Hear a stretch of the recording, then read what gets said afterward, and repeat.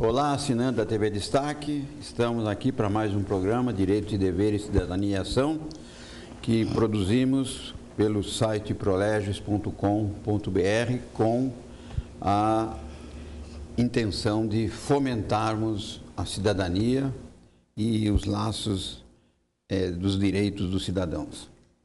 Hoje, doutora Rosana, mais uma vez, dividindo a nossa apresentação, gostaria que você nos apresentasse o entrevistado, que é uma pessoa muito querida nossa e de grande valia para o mundo jurídico. Muito bem. Olá, Clóvis. Obrigada. Olá a você, telespectador da TV Destaque e do canal d11.com.br. Hoje nós temos aqui, em nossa companhia, uma pessoa muito ilustre e muito querida, né, Mechango? É o Dr. José Mechango Antunes. Dr. José Mechango Antunes, ele é advogado, ele é especialista em cidadania, direito em cidadania, né? Ele é mestrando em direitos difusos e coletivos. O Dr. Mechango foi também juiz classista de 92 a 2001, era uma figura, né, muito importante da área trabalhista, conciliador, né, mediador e professor universitário também. Mechango, um prazer enorme te receber aqui. Você sabe do carinho que nós temos por você, tanto eu como o Clóvis, né? Já ultrapassando aqui o Clóvis, porque eu sei que realmente você é uma pessoa muito querida para nós dois. Eu gostaria de abrir com uma questão, já para as suas considerações iniciais, e já emendar aí uma perguntinha. O nosso tema hoje é assédio moral no ambiente do trabalho. É uma situação, infelizmente, ainda muito recorrente, né? Muito séria e muito importante a sua abordagem. Então, eu gostaria que você, após as suas considerações iniciais, já explicasse para o nosso telespectador o que seria esse assédio moral no ambiente do trabalho. Obrigada, viu, por ter vindo mais uma vez. Também agradeço o convite, o prestígio. É sempre gostoso estar aqui. Cumprimento também aqueles que nos assistem e cumprimento a vós também, a ambos. E o que é assédio moral? Essa é a pergunta. Em primeiro lugar, temos que dizer o que é assédio. Assédio traduz-se em cercamento. Lembremos um cercado no pasto, onde o gado fica fechado lá. Ele não pode sair. Esse é o assédio. O assédio moral no ambiente de trabalho. Todo trabalhador, todo empregado e toda pessoa tem a sua moral, tem o seu íntimo, tem o seu estado de alma que deve todos os dias ser respeitado. E a moral da pessoa está dentro dela, consoante a cultura que ela teve. Então hoje a gente diz, essa pessoa não tem moral nenhuma. Ela não teve desde o início. Aquela que teve, ela está no caminho da gente. Aí, o assédio moral é justamente a forma em que o empregador ou qualquer dos seus prepostos, ou possivelmente um colega de trabalho, assedia um outro colega. Lembremos rapidamente da palavra bullying, que hoje está nas escolas. É mais ou menos isso. O trabalhador, ele acaba sendo assediado de forma negativa, no mais das vezes, para o assediador, patrão ou não, conseguir favores dessa pessoa ou simplesmente para que essa pessoa peça o desligamento da empresa. Complexo, não? Não, é complicado. E eu percebo, viu, doutor Mechango, e até é interessante esclarecer para o telespectador, porque as pessoas falam assédio moral e dano moral muitas vezes como sendo a mesma coisa. E, na verdade, uma coisa reflete a outra, né? Sim, uma coisa reflete a outra. Primeiro tem que se provar um para depois buscar a indenização pelo outro. Pelo dano moral. Embora o dano moral possa vir de outra atitude que não assédio, que não o assédio.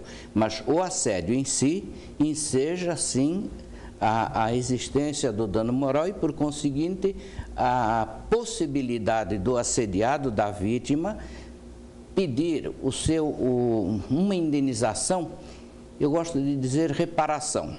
uma reparação pecuniária. Fala-se indenização, é uma reparação pecuniária para minimizar aquele sentimento negativo da alma da pessoa, do espírito da pessoa, da alma no sentido conjunto psicofísico da pessoa, principalmente o psíquico. Então, é possível sim ele pedir uma ação de reparação por dano moral, né? E geralmente o trabalhador ele vai ao escritório do advogado ou do sindicato e fala: eu quero dano moral. Não, você não quer dano moral você já teve. Você quer uma reparação para o dano moral. Mas assim, vulgarmente, coloquialmente, fala-se dano moral como sentido de uma reparação pelo dano.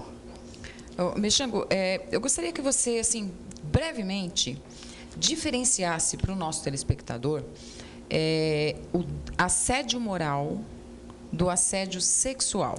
Por quê? Assédio, a palavra assédio, ela tem muito mais, na linguagem popular, ela tem muito mais uma conotação do assediado sexualmente do que moralmente. Então, você já até explicou para a gente o que é o assédio moral. Brevemente, diferencia para a gente do assédio sexual, que não deixa de ser assédio também. Certo. São dois semicírculos. Ao início, eu falei que o assédio moral, ele busca favores para o assediador. E o assédio sexual nada mais é do que a insistência de determinada pessoa em manter relações sexuais ou libidinosas, etc., com outra pessoa. A pretexto do contrato de trabalho. Exatamente. O chefe da trabalhadora, ele chega para ela e fala: menina, você está péssima no serviço, faz 1 ano que você está aqui, mas você não progrediu nada, você não evoluiu. E ele fala isso todo dia, ele pede para o chefe dela falar, patrão, o chefe, pede para o colega falar, e parece que o facão vai comer. Este é o jargão. E ela começa a ficar preocupada, né? Ela começa a ficar deprimida, ela precisa daquele emprego, aliás, quem trabalha precisa do emprego, normalmente. Ela precisa daquele emprego, ela precisa do seu bem-estar, etc.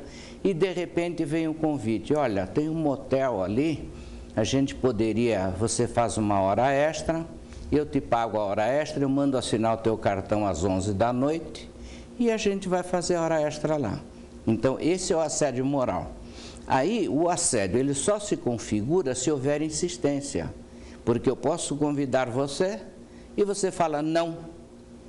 E eu aceito não, engulo e pronto. Mas se eu falar agora, falar depois, aí já é o assédio. Ou se eu fizer ameaças, por exemplo: olha, vai ter um aumento aí, mas você não participa desse aumento. Você condiciona um favor sexual, digamos assim. Esse é o cercamento que se faz no trabalhador. Eu já vi muito disso. É bem interessante. Diga uma coisa para mim, Mexango. O assédio moral no ambiente de trabalho, quando se fala no ambiente de trabalho, ele só pode ocorrer dentro da empresa? Não. Ou ele pode ocorrer fora da empresa? Pode ocorrer fora também. Eu chamo você para ir ao bar e tomar uma cachaça. Vamos tomar uma cachaça. Um suco de cevada.